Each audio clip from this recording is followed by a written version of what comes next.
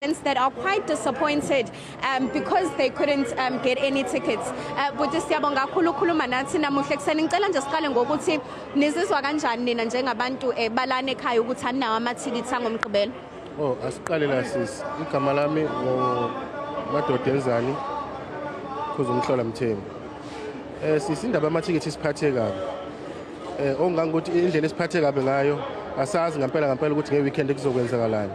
Ibhlungu into eyenzakalayo ngoba la iKZN mangikhuluma iqiniso akekho noyedwa umuntu ongathi uphethe ithikithi ngesandla yena athi nje nanti mina ngilitholile eShoprite noma eSpar noma eCheckers akekho noyedwa abantu bahlale bahlale ngo8 abantu bebamba ulayini kwaze kwashaya u4 ntambama kwaze kwaba bayahlakazeka abantu babona ukuthi ngathi ayikho into esilindile sisilento ingikhumbuze ngalesikhathi kufika u350 kuyiwe eposini abantu bewulalele eposini bewulinda kuze kushona ilanga befike